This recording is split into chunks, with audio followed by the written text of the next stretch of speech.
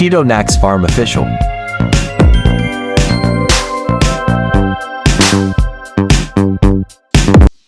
Ayan, tatabas tayo mga ka-farms para malinis yung ating taniman ng saging na tundan.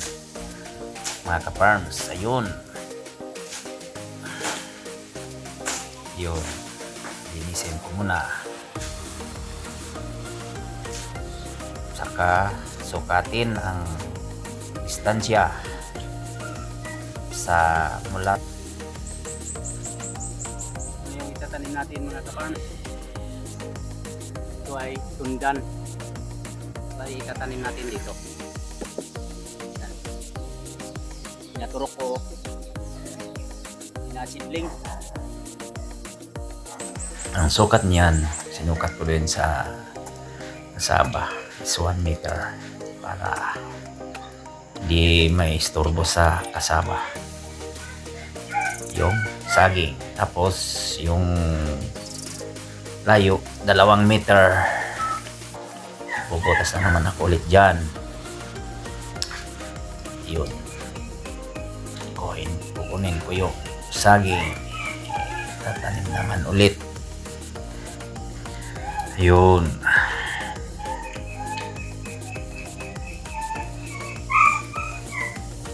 Medyo matigas lang yung lupa mga ka-farms kasi hindi umuulan. 1 linggo na. Yun. Pero tamang-tama ko itanim yung saging na tundan. Kasi yung dahon niya is matanda na or gulang, hindi pa bata. Kasi pag gabong yung dahon niya, malalanta sa init. Yan, sukat naman 2 meters and 1 meters mula sa kasabap dyan sa saging. Yan. Yun, bagang bubutas naman tayo ulit. Yun. Yan. Hirap kasi yun mga ka-farms, butas, tabas, saka yung kukuha pa ng seedling, yung saging doon ko isinidling sa kubo-kubo ko. Yun, papunta na ako, kukuha ako ng seedling. Abot muna ako ng rambutan, kain. Yun, kukuha ako ng ilang piraso, yung kayang-kaya ko lang. Yun, pinili ko lang yun mga ka-farms, yung malalaki, yung matatanda ng dahon, yung udlot. Yun, lagay ko dyan.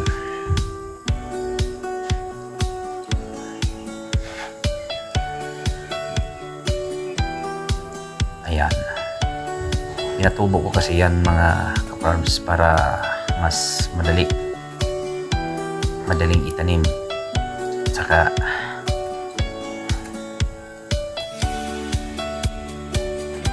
siguradong tutubo or bubuhay. Yan mga ka-farms, simpleng tatanim po. Yun, dito na ako sa aking sinisidlingan mga ka-farms. Iinom muna ako ng malamig na tubig galing sa ref, yung tubig. Ka-farms, inom tayo. Yan ang lamig yan. Tapos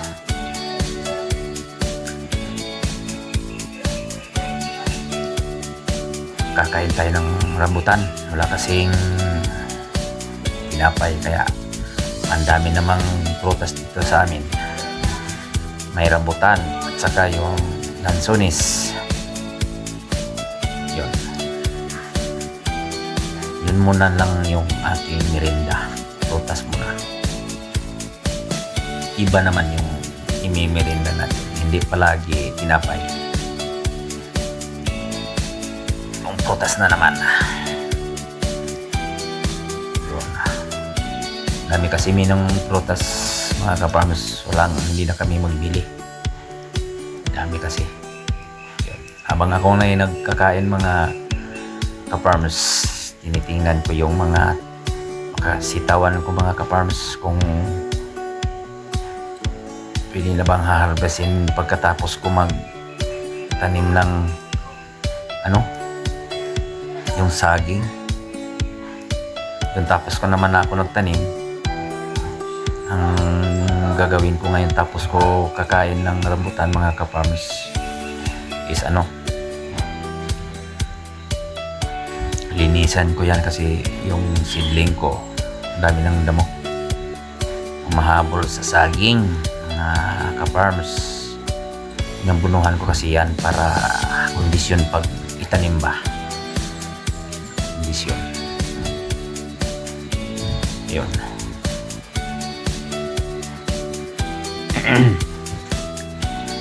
Yan, habang akong nagkakain, marami akong iniisip kung ba ako, tatabas ba ako or mamaya mag-harvest ng mga sitaw. So inom muna ako ng malamig na tubig para mahimasmasan yung init. Mauhaw kasi mainit parang walang kahangin-hangin mga ka-farms, kaya super lingasa or alimuot kung ba sa inyo. Walang kahangin-hangin pero mainit. Yan. Pagkatapos kong magmerinda ng prutas, yon, lilinisin ko yung aking seedling na saging ng tundan. Tundan yan. Iwan ko sa Tagalog kung ano ba yung tundan tawag niyo.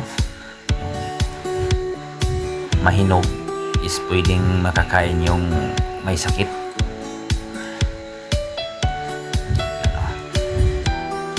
Mataba yan mga ka-farms kasi may abono yan. Ba hindi pa masyadong turok. Yan o.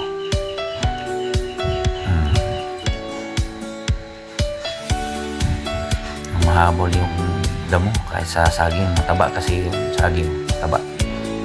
Saka yung damo taba din kasi may abono kaya aalisin ko yung damo na yan mga ka-farms. Yan. Ayun na yun dumating pala si Busami mga ka-farms. Naglilinis yan sa kanyang talungan at saka yung okrahan niya.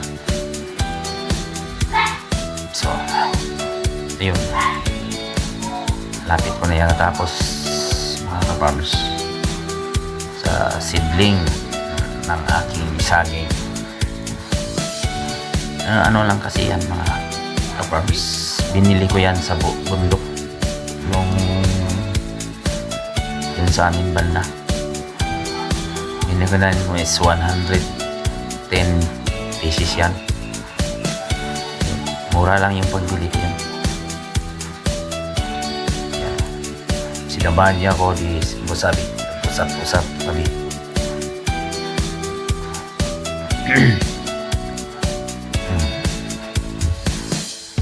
Yun na. 100 yan. Yung iba hindi pa nakatubo. Yun sa kabila. Dito sa likuran ko. Din yun.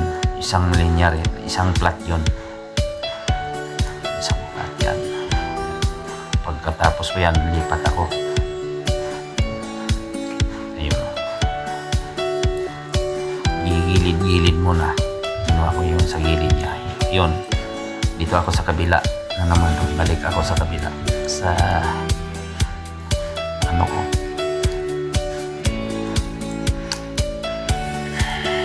Ito kunti na lang naiwan yan kaya tinanim ko na yun. Siguro ang naiwan dyan mga 40 pieces na lang. Itanim ko na kasi yung iba, yung 65 70s pala, 70s kasi yan 110. Ang naiwan is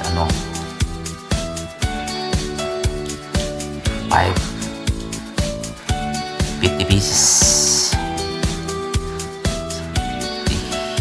Para kasi 70 yung itanim, yung naiwan. 60 yung natanim, ang naiwan is 110 pieces yan. Ang bayad ko yan is 500 pesos. Bayad ko. So,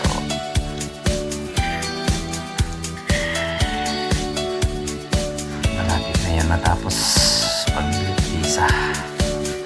Lilisan ko yun. Yung mga poste yan na kawayan, bahay yan ng upo. Upo yan. Upo. Ayan. Tapos ko na yun, mga ka-farms. Bibis muna ako. Kasi grabing pawis. Sobrang pawis pa. Ang init. Masyado.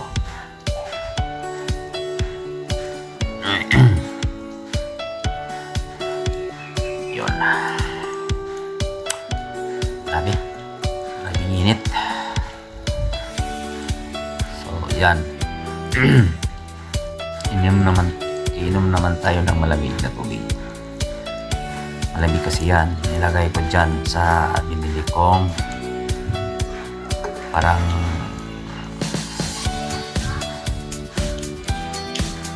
hot and cold yan na lalagyan. Pwede init, pwede malamig. Yan. Yan. Parang may mas masana. So, maraming salamat sa panonood mga ka-farms. Hanggang dito na lang po yung simple kong mga video.